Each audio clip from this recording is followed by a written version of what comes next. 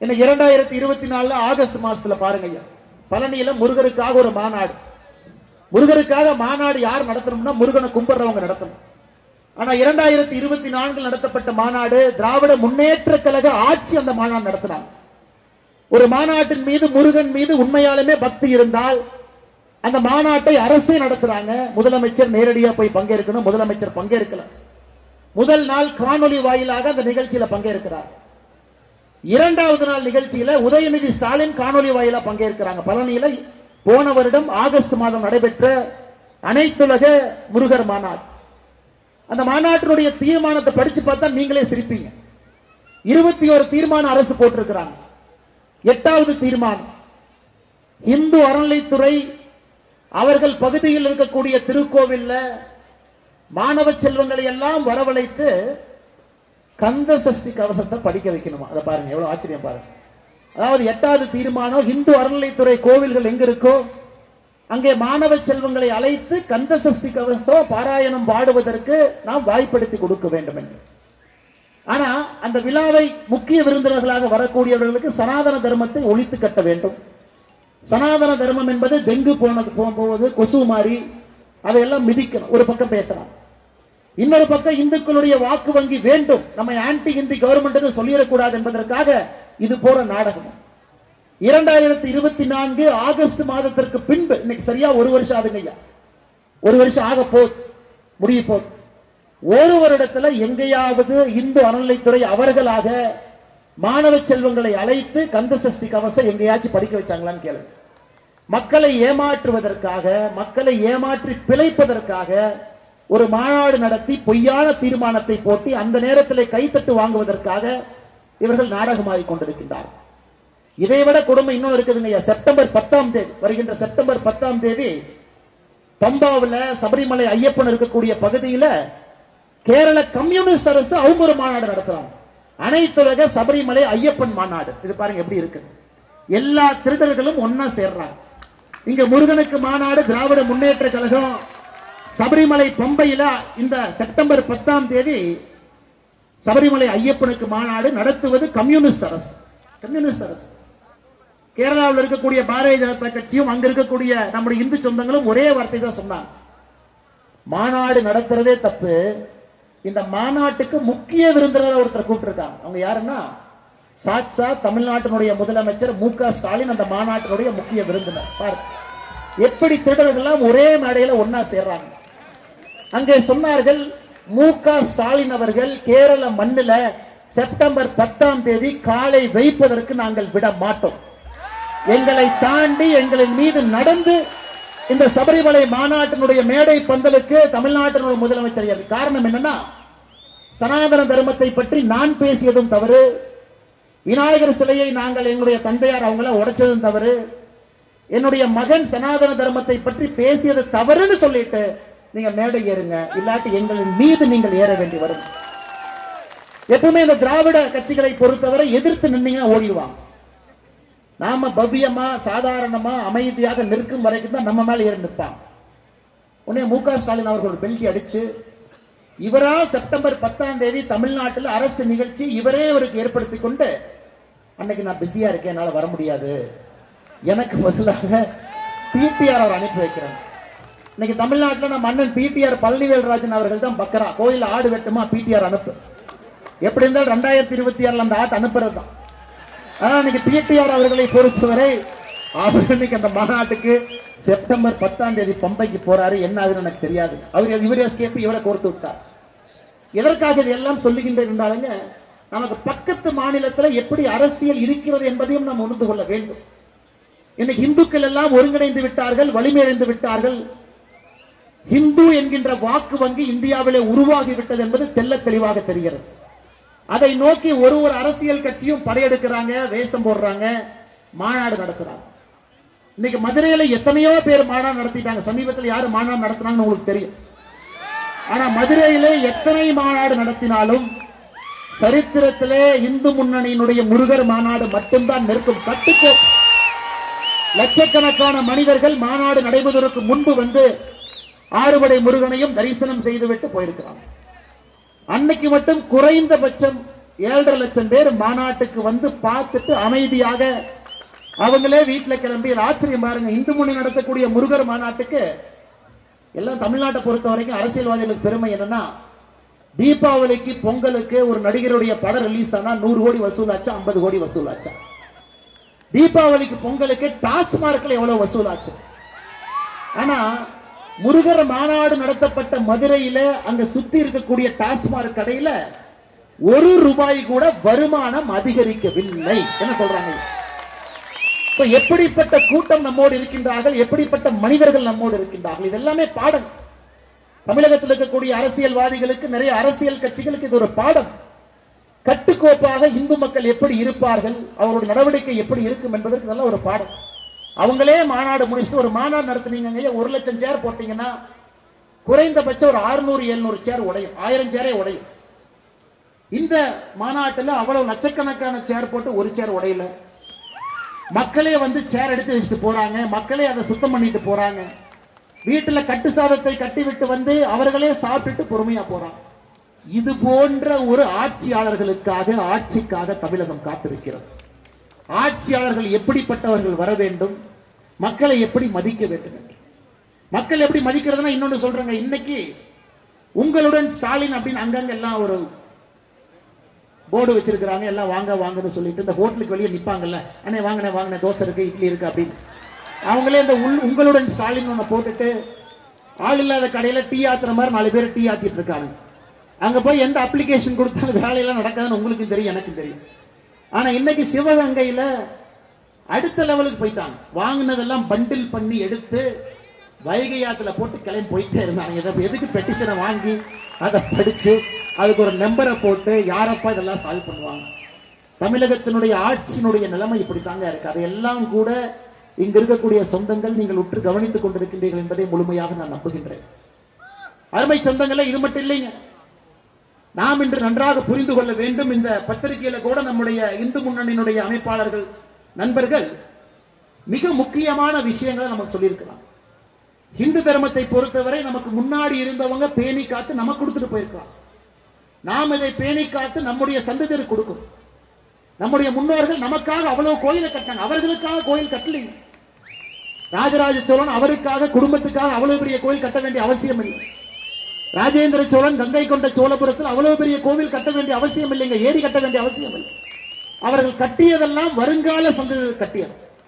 இன்னைக்கு பாருங்க, 1986 தமிழகத்துல திருக்கோவில்களுக்கு கீழே இருக்கக்கூடிய சொத்து வெறும் நிலம் மட்டுமே 5.5 லட்சம் ஏக்கர் இருந்த நிலம் இன்னைக்கு 4,78,000 ஏக்கர் தாங்க இருக்கு, காணாம போயிடுச்சு. 1 லட்சம் ஏக்கர் கிட்டத்தட்ட இந்து அறநிலைத்துறை கீழே இருக்கக்கூடிய கோவில் சொத்து 1986 இருந்து கணக்கு போடுங்க, இன்னைக்கு 39 வருஷம்.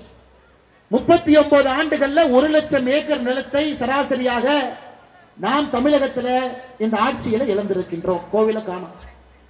திருச்செந்தூர்ல மட்டுமே ரொம்ப ஆச்சரியம் என்னன்னாங்க, ஆயிரக்கணக்கான பசுவை கோயிலுக்கு கொடுக்கிறார். கடைசியாக நடத்தப்பட்ட ஆய்வின்படி 11,000 மாட்டை காணோம், கொடுத்த மாட்டை காணோம். இதெல்லாம் இப்ப சமீபத்தில் பேப்பர்ல பார்த்த புதுக்கோட்டையில ஒரு கோவில்ல ஒரு உண்டியல் வச்சிருக்கிறாங்க.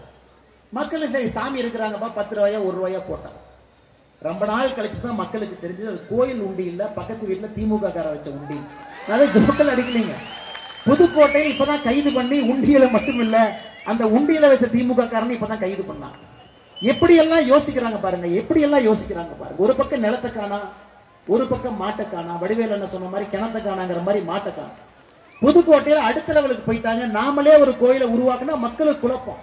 மக்களுக்கு இது அறநிலைத்துறை கோவிலா, தனியார் கோவிலா, இல்ல இது ஆகம சாஸ்திரத்தின்படி இருக்கிற கோவிலா, இல்ல உள்ளூர் மக்கள் கோவிலா? உண்டியல் வைத்து இத்தனை ஆண்டு காலமாக வசூல் பண்ணி யாரோ அதை கண்டுபிடிச்சு கம்ப்ளைண்ட் கொடுத்து புதுக்கோட்டையில ஒருத்தர் கைது பண்ணிருக்கிறாங்க. அதற்கு நாம் இன்று கேள்வி கேட்கணும். 1 லட்சம் ஏக்கரை 39 வருஷத்துல இழந்துட்டோம்னா இன்னும் மிச்சம் இருக்கிறது 4,78,000 ஏக்கர்.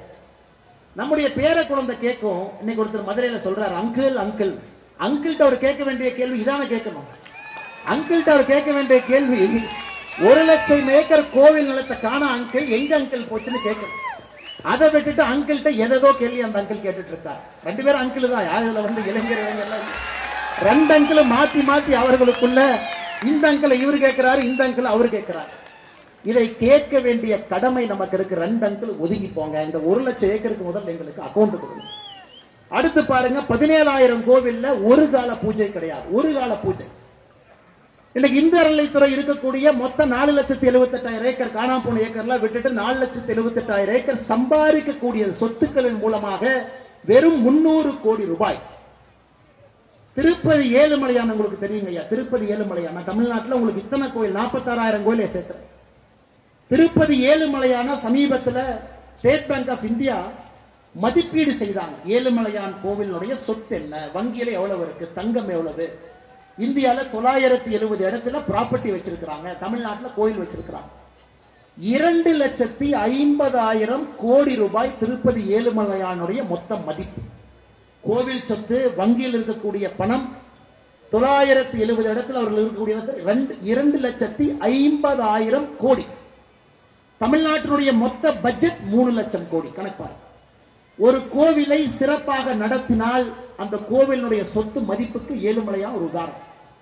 தமிழ்நாட்டில் 4,78,000 ஏக்கரும் சேர்ந்து போன ஆண்டு தமிழக மக்களுக்கு கோவில் மூலமாக வந்த வருமானம் வெறும் 300 சில்லற கோடி, 330 கோடி ரூபாய் சராசரியா வந்துச்சுங்க. ஏன் கோவில் நிலத்தை போய் பார்த்தீங்கன்னா நல்லா பாருங்க, ஆர்டிஐ போட்டு பாருங்க. திமுக காரங்க ஒரு கடை கட்டி இருப்பான், 99 வருஷத்துக்கு லீஸ் போட்டு எடுத்திருப்பாங்க. ஒரு மாதத்திற்கு வாடகை 1 ரூபாய் இருக்கக்கூடிய கட்டடங்கள் இருக்கு. ஒரு மாதத்திற்கு வாடகை. அதான் கேள்வி கேட்கணும்.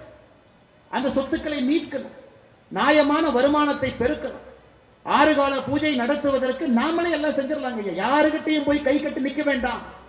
முறையாக தமிழகத்தில் இருக்கக்கூடிய 46,000 கோவிலை பராமரித்தால் தமிழ்நாட்டுக்கு பட்ஜெட் போடலாம், மத்தியான உணவு திட்டத்துக்கு பணம் கொடுக்கலாம். இன்னைக்கு காலையில இப்ப பாருங்க, இன்னைக்கு காலையில போய் காலை உணவு திட்டத்துக்கு முதலமைச்சர் உட்கார்றார். ஒரு அல்வா ஒரு பக்கம், நமக்கு காலை உணவு திட்ட மாணவர்களுக்கு உப்மா.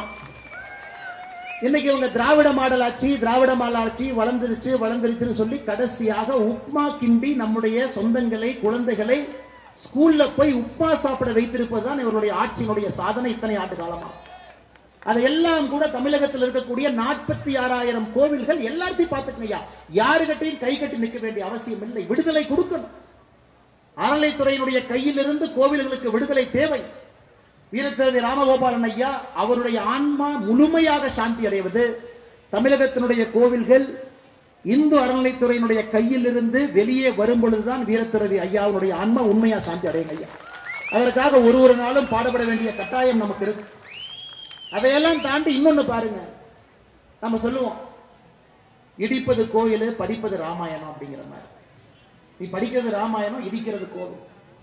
அதுபோல்தான் இன்னைக்கு ஆட்சியில கோவிலை இடிக்கிறது எவ்வளவு வேகமா ஓடி வருவாங்க. ஒரு கோவில் இருக்கு, அந்த கோவிலை இடிக்கணும் அப்படின்னா முதல்ல கிளம்பிடுவோம். டாக்குமெண்ட் காமி, ரெக்கார்டு காமி, அதை காமி, இதை காமி. அதையே தான் நாங்க கேட்கிறோம். 4,78,000 ஏக்கர்ல இருக்கக்கூடிய நிலத்துக்கு டாக்குமெண்ட் முதல்ல கொடுங்க. அதுல வரக்கூடிய வருமானத்தை சொல்லுங்க. உலகத்துல எல்லாருமே, நம்ம எல்லாருமே டாக்ஸ் கட்டுறோம் ஐயா. நம்ம டாக்ஸ் கட்டலினா கூட அரசு நம் மீது கண் வைக்குது. ஒரு பொருள் வாங்குறோம், ஆதார் லிங்க் பண்ணிட்டாங்க. ஒரு பொருள் ஒரு கடைக்கு போய் எதாவது இருந்தாலும் கூட அரசுக்கு தெரியும் நம்ம எப்படி இருக்கிறோம், எப்படி வாழ்றோம். அரசனுடைய கட்டுப்பாட்டில் நாம் எல்லாரும் இருக்கிறோம். முடிந்தவர்கள் டாக்ஸ் கட்டுறோம், முடியாதவங்க வாழ்ந்துகிட்டு இருக்கோம், கஷ்டப்பட்டுகிட்டு இருக்கோம். நாமளும் உயர்ந்து ஒரு நாள் நாமளும் சம்பாதிப்போம். ஆரம்பித்த நாம் ஒரு சாதாரண குடும்பத்திலிருந்து ஆரம்பித்தோம், கடுமையாக உழைத்து மேல வரும். ஆனா இவ்வளவு சம்பாதிச்சும் டாக்ஸ் அப்படிங்கிற பேச்சு இல்லாத ஒரு துறை இந்து அறநிலைத்துறை. இந்து அறநிலைத்துறைக்கு சிஏஜி அமைப்பினுடைய ஆடிட் அவர்களுக்கு பொருந்தாது. சிஏஜிங்கிறது மத்திய அரசு ஒரு நிறுவனம், எல்லா துறையும் ஆடிட் பண்ணுவாங்க. ஆனா தமிழ்நாட்டில் இருக்கக்கூடிய இந்து அறநிலைத்துறை மட்டும் அவங்க டாக்குமெண்ட்டை இதுவரை சிஏஜி கொடுக்கலீங்க. அதாவது நம்ம யாருக்குமே தெரியாது கோவில்கள் எவ்வளவு, நகை எவ்வளவு, சொத்து எவ்வளவு. 4,78,000 ஏக்கர் ஆர்டிஐ மூலமா கிடைத்தவர்கள் உண்மையாலுமே 4,78,000 ஏக்கரா, இன்னும் அதை விட குறைவா இருக்கா? எத்தனை கோவில்கள், கோயிலுடைய தனிப்பட்ட சொத்து என்ன யாருக்குமே தெரியாது. ஏனென்றால் தமிழகத்தில் இந்து அறநிலைத்துறை பொறுத்தவரை சிஏஜி என்கின்ற அமைப்பு ஆடிட்டிங் நடத்தப்படவில்லை. எவ்வளவு சொத்துனே தெரியாது. ஆனா நமக்கு வீட்டு வரையில் முதலா கிளம்பி வருவான். பாருங்க, இந்த பில்டிங் இப்படி கட்டின, வீட்டுல முன்னாடி இழுத்து இருக்கிற, வீட்டு வரி நீ கொடுக்கணும். குடிசை வீடா இருந்தாலும் வீட்டு வரி போட ஆரம்பிச்சிட்டாங்க. யாரா இருந்தாலும் வீட்டு வரி கொடுக்கணும். ஆனா நம்முடைய பொது சொத்தாக இருக்கக்கூடிய கோவில்ல என்ன வரி என்பதற்கு யாருக்கும் தெரியாது. அதையும் இந்து முன்னணி அமைப்பினர் என்ற கேள்வியா கேட்டிருக்கிறார். முதல்ல ஆடிட்டிங் பண்ணுங்க, சொத்தினுடைய தகவலை கொடுங்க, மக்களுக்கு தெரியட்டும். அவர்கள் முன்னோர்கள் கட்டிய கோவிலுடைய மதிப்பு என்ன, எவ்வளவு பொருள் உள்ள இருக்கு, எவ்வளவு தங்கம் இருக்கு. இது பேச பேச தங்கத்தை உருக்க ஆரம்பித்திருக்கின்றார். தங்கத்தை உறுதி என்ன பண்றேன்னா அதுல வர்ற வருமானத்தை வச்சுதான் அரசு நடத்துறது. இதை விட வெட்கக்கேடான செயல் இந்தியால எங்கேயுமே கிடையாது. பீகார்ல அவன் தங்கத்தை உருக்கிறது கிடையாது, உத்தரப்பிரதேச தங்கத்தை உருப்பது கிடையாது, ஜார்க்கண்ட்ல அவன் தங்கத்தை உருக்கிறது. பட்டினிச்சாவி நடக்கக்கூடிய மாநிலத்தில் கூட கோவிலுடைய தங்கத்தை உருக்குவது கிடையாது. தமிழகத்தில் மட்டும்தான் கோவிலுடைய தங்கத்தை உருக்குறாங்க. அது தங்கத்தை உருக்கின கணக்கு கிடையாது. எவ்வளவு தங்கத்தை உருக்குனீங்க தெரியாது. உருக்கின தங்கம் எந்த பேங்க்ல வச்சிருக்கீங்க சொல்லல. அதுல வட்டி எவ்வளவு வருது தெரியாது. அந்த பணத்தை எதற்கு பயன்படுத்துறீங்க தெரியாது. ஆனா நம்மளை ஏமாற்றுவதற்கு ஒரு முருகர் மாநாடு. சேகர் பாபு பாத்தீங்கன்னா அந்த அரசின் மீது கோபம் அதிகமாச்சுன்னா சேகர் பாபுனுடைய தாடி பெருசாயிட்டு இருக்கும். மக்களுக்கு நீங்க பாத்துக்கலாம், சேகர் பாபு தாடி சைஸ வச்சு ஓ அப்ப திமுக அரசு பிரச்சனையில் இருக்கு. ஏன்னா அப்பதான் ஆன்மீகவாதியா அவர் மாறுவார். ஐயப்ப முன்னாடி போய் நிப்பாரு, அழுவாரு. அதை 2 ஆங்கிள் போட்டோ பிடிச்சு சோசியல் மீடியால போடுவாங்க. இந்து அறநிலையத்துறை அமைச்சர் போய் கோயில் அழுவுறாரு பாருங்க. இதெல்லாம் நீங்க நல்லா உத்து கவனிக்கணும், எவ்வளவு ஆழமான அரசியலை செய்து கொண்டிருக்கின்றார். ஆனா இந்து அறநிலையத்துறை அமைச்சர் சேகர் பாபு அவர்கள், நீங்களும் நானும் சாதாரணமா எங்கேயாச்சும் போய் திருச்செந்தூர் கியூல நிற்போம். என்னங்க 4 மணி நேரமா கியூல நிக்கிறோம், கொஞ்சம் வேகமா திறந்துருங்கன்னா திருப்பதி போனா ஒரு நாள் நிப்ப, என் தமிழ்நாட்டு 4 மணி நேரம் நிக்க மாட்டியா? இதெல்லாம் நமக்கு கிடைக்கிற பரிசு, இதெல்லாம் நமக்கு கிடைக்கிற பரிசு. அதனால் நீங்கள் நன்றாக உன்னிப்பாக நீங்கள் கவனிக்க வேண்டும் அன்பு சொந்தங்களே. 2026 நம்முடைய தேர்தலை பொறுத்தவரை தமிழகத்தில் ஒரு மாற்றம் வேண்டும். நீங்க அதை தீர்மானம் பண்ணணும். தமிழகத்திலே நல்லவர்கள் ஆட்சிக்கு வரணும். நீங்க அதை முடிவு செய்யணும். உங்க வாக்கு மட்டும்தாங்க. வாக்கை தவிர நமக்குலாம் எந்த மரியாதையும் கிடையாது. ஓட்டுக்கு மட்டும்தான் மரியாதை. 2 டைம் தான் மரியாதை கொடுப்பாங்க. ஓட்டு போட்டா அன்னைக்கு அண்ணன் கையை காலா நினைச்சுக்கிறேன், காலை கையா நினைச்சுக்கிறேன், கை தானே, கால் தானே, அன்னைக்கு மாத்தி மாத்தி சொல்லுவாங்க, கையும் காலையும் காட்டுங்க. 5 வருடத்துக்கு ஒரு முறை சாமானியனுக்கு மரியாதை கிடைப்பது ஓட்டு போடுறதுக்கு 15 நாளைக்கு முன்னாடி தாங்க ஐயா உங்களுக்கு எனக்கும் மரியாதை. மிச்ச நாள மரியாதையே கிடையாது. எதுக்கு பெட்டிஷன் கொடுத்தீங்கன்னா அண்ணன் KKSS ராமச்சந்திரன் இருக்காரு, சூப்பரா பண்ணுவார். பெட்டிஷன் கொடுத்தீங்கன்னா டம்னு தலைமை அடிப்பார். எதுக்கு பெட்டிஷன் தூக்கிட்டு அண்ணன் பொன்முடி மேடை மீது வந்தாருன்னா ஓசி ஓசி ஓசி ஜாதிகள் இல்லையடி பாப்பான்னு பாடின பாரதியார் ஊர்ல மேடையின் மீது உட்கார்ந்து இருந்தா அதே பொன்முடிய மக்களை பார்த்து ஏன் தம்பி நீ எஸ்சி தானே கை தூக்கு. ஏதோ இவர்கள் பிச்சை போட்டு நாம் படிப்பதை போல் அதெல்லாம் நீங்க நல்லா கவனிச்சுங்க. அந்த கடைசி 1 வருஷ டிராமா அதை விட்டுருங்க.